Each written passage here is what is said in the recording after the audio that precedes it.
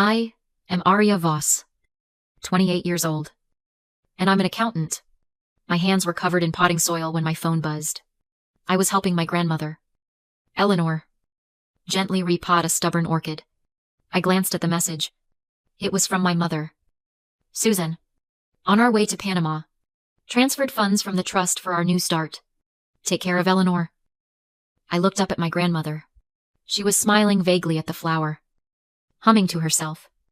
Completely unaware, I leaned in close and whispered, "Good thing I moved that $200,000 yesterday.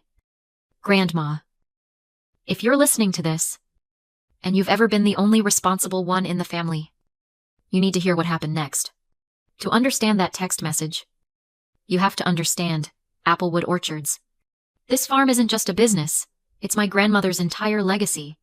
It's sprawling, beautiful, and, honestly, struggling. My older sister, Chloe, is the artistic soul. She's poured everything into trying to save it, converting the old barn into a small, charming cafe and bookstore. She handles the cider, the baking, and the aesthetics. I handle the spreadsheets. As the accountant, I'm the practical one. I'm the one who knows we're barely breaking even. The only thing keeping us afloat is the family trust fund. Grandmother Eleanor set it up years ago with $250,000. The rules were crystal clear. That money was to be used for two things. First, to maintain the farm as a legacy. And second, to pay for her increasing medical care. Her Alzheimer's has been getting worse. Some days, she's lucid and witty. And other days, she gets lost walking to the kitchen. That fund is her safety net. It's our safety net.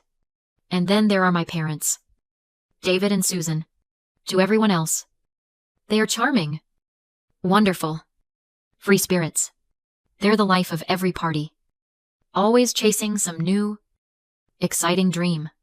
But to me and Chloe, they're just irresponsible. They've always treated Applewood not as a home, but as an ATM, and they've started to treat their own mother, Eleanor, as a burden. We've already raised our kids. My father, David, said to me last month, laughing it off, "We're supposed to be enjoying our retirement, not becoming caretakers." I'm the only one who sees the bank statements. As the accountant, I'm a co-trustee on the account. And for the last 6 months, I'd been watching the money. Small withdrawals at first. Farm repairs. My father would say, specialist consultations for Eleanor. My mother would claim, but the numbers didn't add up. The repairs were happening at expensive restaurants. The consultations looked a lot like spa days. They were draining the trust. Faster and faster. Every month. I tried to talk to Chloe about it, but she just shook her head. Exhausted from a 12-hour day at the cafe. "Arya Voss, please." She'd sighed. "I can't handle another fight. They're just being themselves. What can we do?" That's the problem, isn't it? We let them get away with it because it's easier than the confrontation. But I looked at the spreadsheets, and I saw a hard deadline approaching. At the rate they were spending, Eleanor's entire future, her medical care, and the farm itself would be gone in less than a year. They weren't just being irresponsible anymore. This was a different level of selfish. This was theft. And I was the only one in a position to stop it. The real tension started about 3 months ago. It was subtle at first. I walked into the study and saw my father, David, quickly minimizing a browser window. I caught a glimpse of the webpage, glossy photos of white sand beaches and high-rise condos. Luxury retirement communities in Panama. The header read, "Just daydreaming.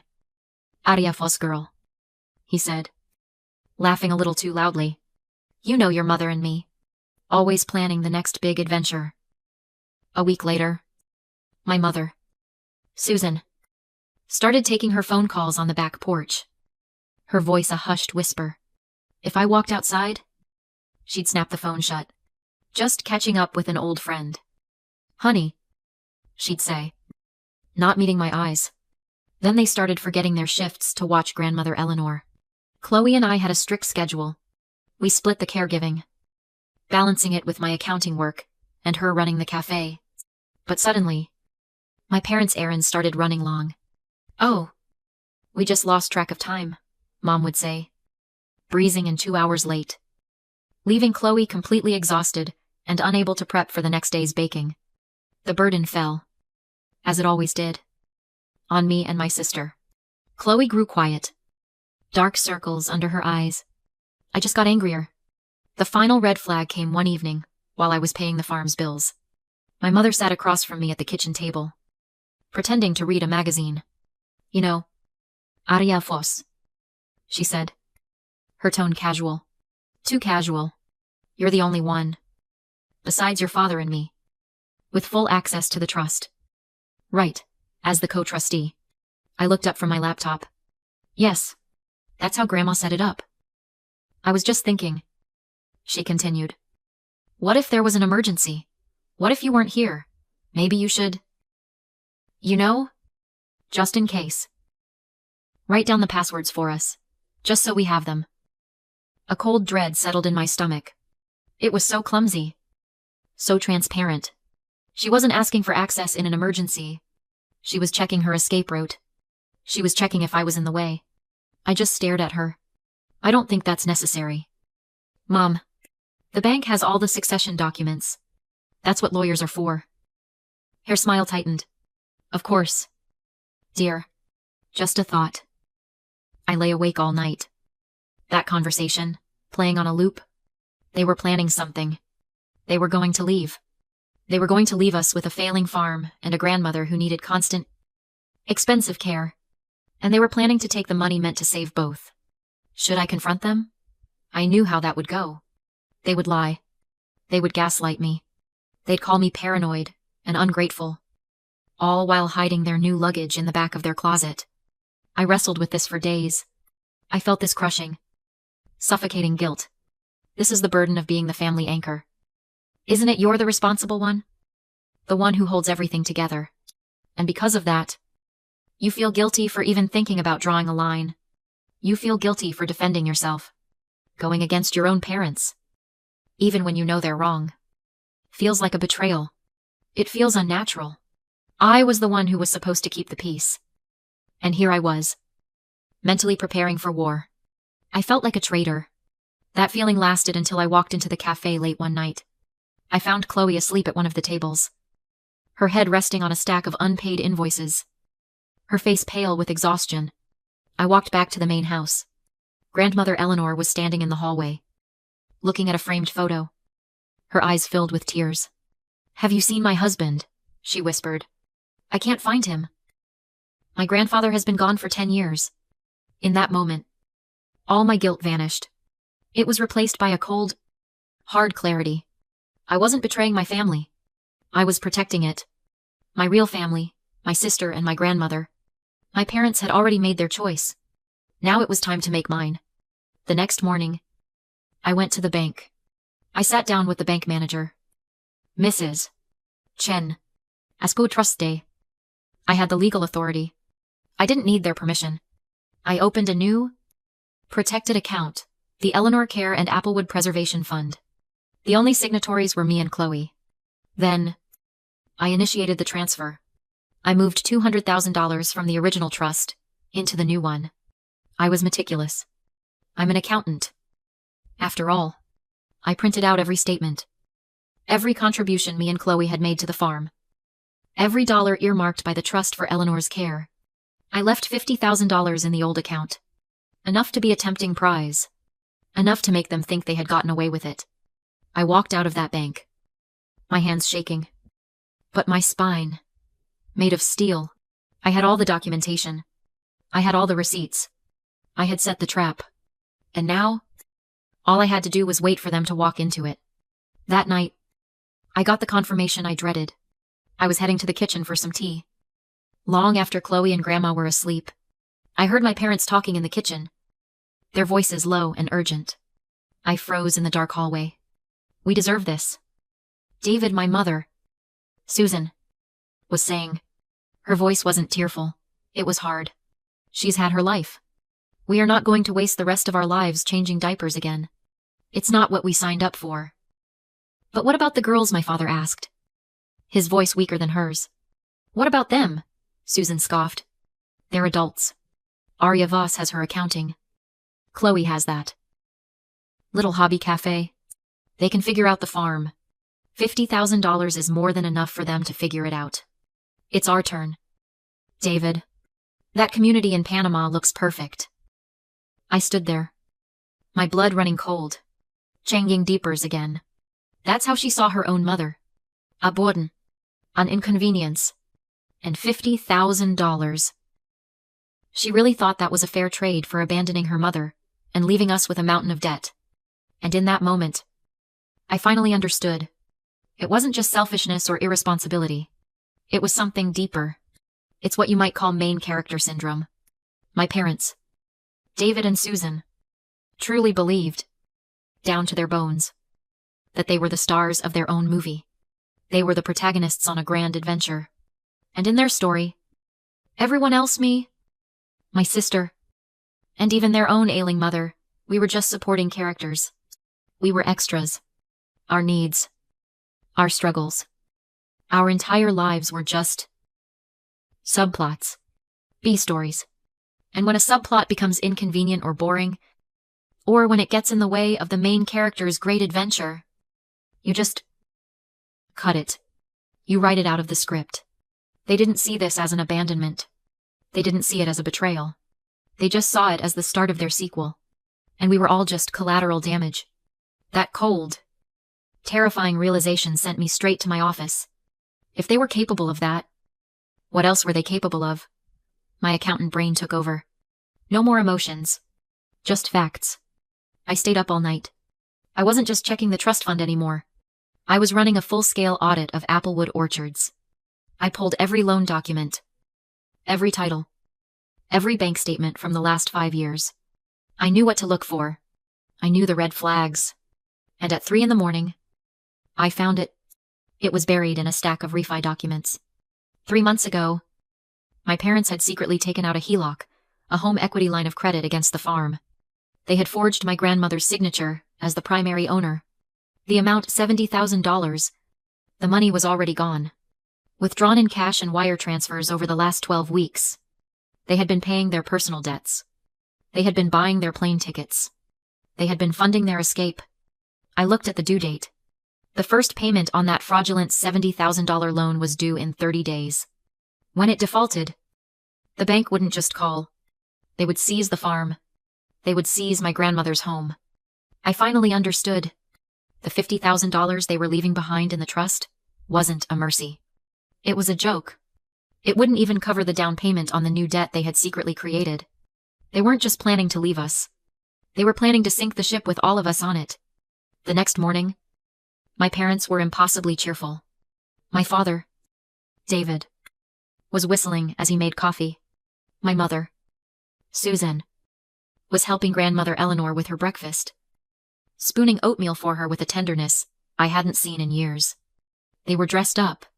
Just a few errands to run in the city today, Mom said, kissing Grandma's head. It was a long, lingering kiss. A performance. We might be back a little late. So, don't wait up for us. Be good, girls, my father added, patting me on the shoulder as they walked out the door. I watched their car pull down the long gravel drive and disappear onto the main road. The house suddenly felt too quiet. Chloe found me in the kitchen, nervously wiping down a clean counter. They're just running errands, right? She asked, her voice small. Yeah, I said, not looking at her. Just errands. The hours ticked by. Noon. 3 p.m. 5 p.m. Chloe kept checking her phone, pacing the floor of the cafe. I just sat at the kitchen table, working on the farm's real budget. I felt strangely calm. The waiting was the worst part.